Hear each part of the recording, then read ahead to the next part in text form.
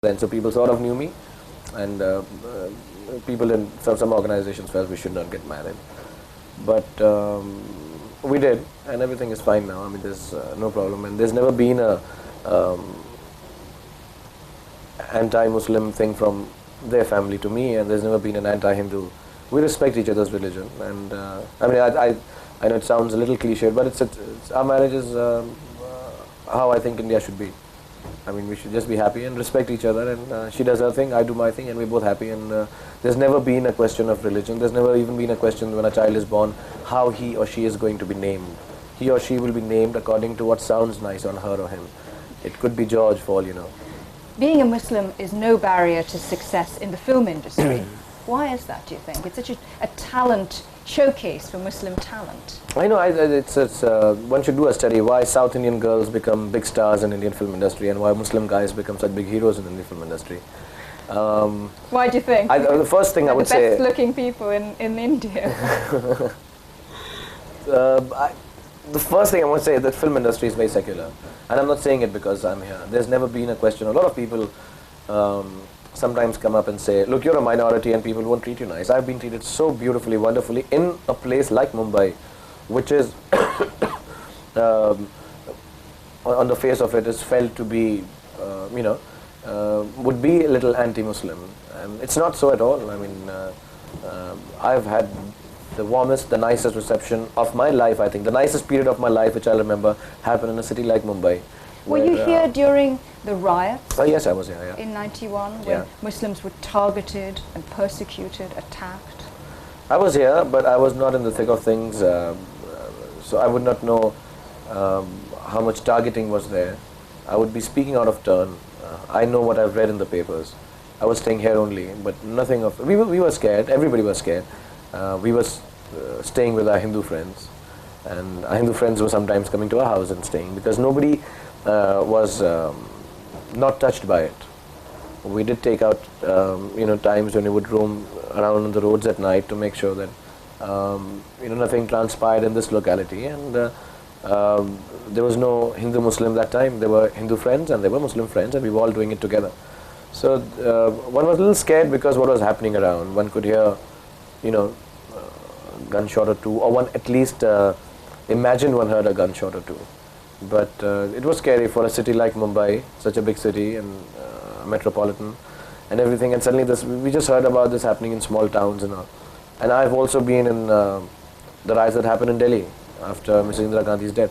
So I've seen two of these, and it's quite scary that it should happen on on questions of religion.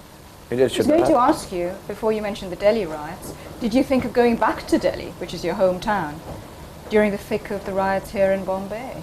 No. Because you were at the very early stages of your career, weren't you? No, I did not think of going back, because for me, this is part of India, and I'm very strongly Indian, very, very strongly Indian. Perhaps it's because of my father being a freedom fighter or something. For me it is, if I am in any part of India, I belong there, and nobody has any right to question my staying in a place of my choice in India, because I'm as Indian as any other Indian is. And I would say that to anyone who came to me, and even if they threatened me, I would, I'm sure, explain it to them that, look, I'm an Indian.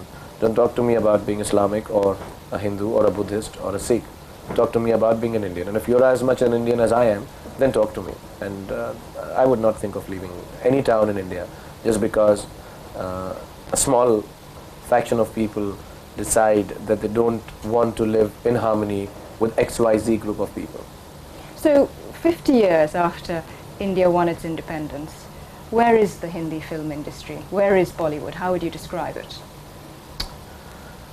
I think Hindi film industry is easily one of the best film industries in the world. Given the state of things that exist here in terms of technology, in terms of various cultures, in terms of exposure to international markets, I think we do a damn good job. I'm not taking away anything from great filmmakers of Hollywood and Britain and Japan and Hong Kong and China, but I think they may not have been able to make such great films if they were in India. So you're not tempted to go to Hollywood, for instance? I hear you've had offers. No, Hollywood will have to come here if they want to take me. I mean, I'm not being arrogant, but that's how I believe. When I can like so many filmmakers in Hollywood and actors in Hollywood, then they should be able to like so many actors and directors in India and take them on at one-to-one level. I mean, when I was in Delhi, people used to tell me that you should go down to Mumbai and become an actor. I said, Mumbai will have to come to me. When I came down to Mumbai... You did eventually come down here. here. No, but Mumbai came to me. They called me in Delhi and they said, we want to work like that. For the first 2 years of my life, I used to just fly down and do 5 days of shooting and fly back, as I'm not staying in Bombay. Do you understand why people say you are more than a touch arrogant? No, not at all. No, it's not a question of being arrogant. It's just a question of your belief and how you live by it. If Carl Lewis says he runs the fastest, he's not being arrogant. He runs the fastest. It's said that you earn something like over 4 crores a picture? No. More than $1.2 million? In the dollars, I won't be able to calculate so fast, but speak to me in crores. A lot of money? No, yeah, a lot of money, yeah. It's more than I deserve, yeah. It's more than you deserve? Yes, yes. I was going to ask you... Certainly. Most certainly. It's more than I deserve. I don't think I do such amount of dedication and hard work that I should be given so much money, but they pay it, so I can't tell them to take it back. I can't help it. I mean, I find it very strange too. When I started, I used to take... Even then, I felt that was a lot of money. I had come with 15,000 rupees to Bombay. I'd left my